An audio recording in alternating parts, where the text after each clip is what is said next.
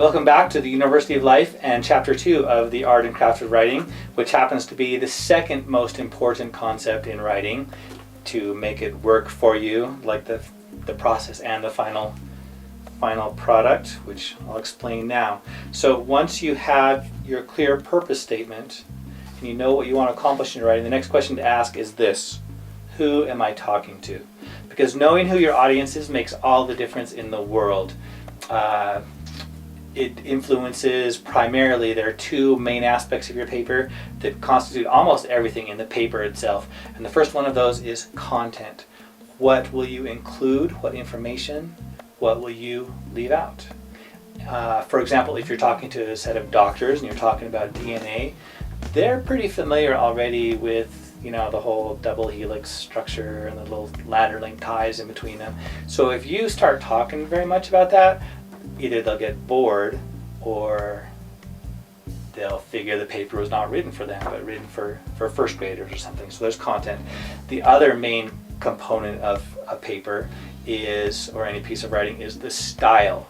So in other words, not what you'll say, that's content, but style is how will you say it. So what if you are talking about DNA to first graders?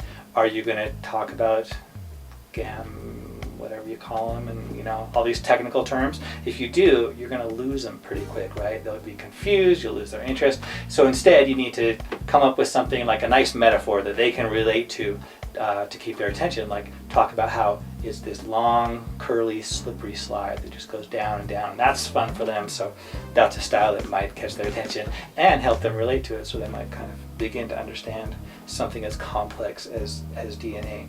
There are also several other considerations, which we'll go into in other videos, that purpose and audience help determine, such as strategy, that's chapter 3, complexity, organization, and several others. One nice thing about, well, let me say this first. No matter who you choose as your audience, no matter who you choose to tailor your paper to, there's always one purpose, one goal, I should say, that you want to accomplish with that audience. You want to make them cooperative readers. All right? The opposite of a resistant reader is someone who reads and they question you and they doubt and argue with you, or they think you're a jerk, or they don't like you, whatever the case may be. So to make them cooperative readers instead, where their minds stay open to your ideas and willing to consider your propositions and maybe do what you're asking them to do if it's persuasive, or laugh and have a good time if you're entertaining, if that's your purpose. The way you get cooperative readers is to write the way they want to hear it. You could make it provide information, content that they want to know. You could relate that information to their lives, so they say, oh, this matters to me, this is applicable. Make promises. There's a lot of strategies in the next chapter where you say, look, with this information I'm going to present, this thing that you thought was hard will now be easy, or something like that. And so you kind of draw them in by strategies like that. Avoid bias, because if they can tell you're biased and they stop trusting you, now they're going to, if they mistrust one point, they'll look for other points that they may not trust as well either. Sarcasm is iffy. Some audiences will enjoy that, but a lot of times it puts off audiences and makes them trust you a little bit less also. If you get really emotional and not so rational logical, that's a problem. If you do your homework and you include good facts and it really sounds like you know your stuff, that's going to help your ethos. We'll talk more about that later in chapter 8, and they'll trust you and be more open and cooperative. So another really big benefit of both purpose and audience is if you're the type of student, the type of writer who's really concerned about page requirements. Oh my gosh, it's a 9-page paper. My teacher thinks it's the only class I have. It's so hard, right? If you want, you can say that to your teacher. They'll just laugh at you, because 9 pages is not very much, especially when you understand this point. By adding a specific audience, or adjusting it, in or out, sometimes you can actually have more things to say.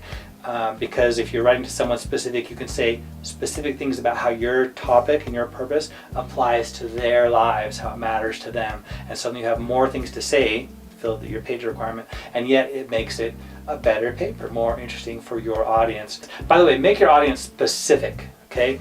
Please do not choose your audience as the general public. At least if your assignment says choose a specific audience, the general public is not a specific audience, and it's not helpful to you because it doesn't give you any information about how to present your information. Now, granted, sometimes when you're writing objectively, where you're supposed to take, the subjective part, you all out of it and the people out of it, and just have pure information, you think, oh, well, I should just be able to provide facts, and who cares who's reading it? But that's kind of short-sighted, we'll say, because it's like a friend to all is a friend to none, right? If you provide so much information to make everyone happy, you're going to make other people bored and unhappy. So tailor your audience to someone specific. And if you write to general public also, you're missing out on the big next benefit to it, which is, have you ever said that a writing assignment is just busy work? Like you're putting down this information and doing this research, and it's just so the teacher can read it, and what do they care, and it doesn't really do any good. So that's frustrating, right? It makes it boring and pointless, and where's your motivation? You get aggravated, and you don't even care about doing a good job.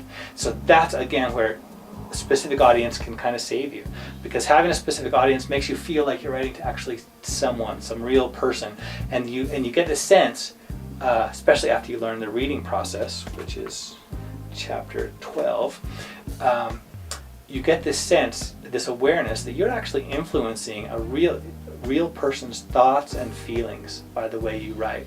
And so it becomes kind of a game where you're like, oh, I can influence someone, instead of just being little old you alone on your computer with some words and you and your teacher, right? How fun is that? So by the way, you may be dubious of that, but I hear my students tell me that all the time when we hit the assignment where I ask them to really focus on a really specific audience. One of them told me, said the light just came on, like she had never been interested in writing before, and Jen, and all of a sudden we got that assignment, and suddenly it was interesting, and she liked it, and she kind of saw a point to it. So choose a specific audience. That's what I'm trying to say. And what else? Oh yeah, last point. When you have a good grip, a good awareness as you write and as you pre-write, as you plan to write, of purpose and audience, oh, you are in good shape, because suddenly all of writing makes so much more sense. When we talk about strategy, when we talk about rhetoric and style and all these different processes and all these different skills, suddenly it clicks, and you see how all those other things contribute to your purpose, to make it effective, to make you win, and to your audience, to tailor it to make your audience win as well. It gets a lot more fun, a lot more effective, and there's a whole world to writing that maybe you never experienced before, but you could do it just by applying these. And all the other videos, of course, which we'll post shortly. And for now, go to this web page right there, and you can find more specific examples and exercises about choosing a specific audience. Good luck. Have fun. See you next time.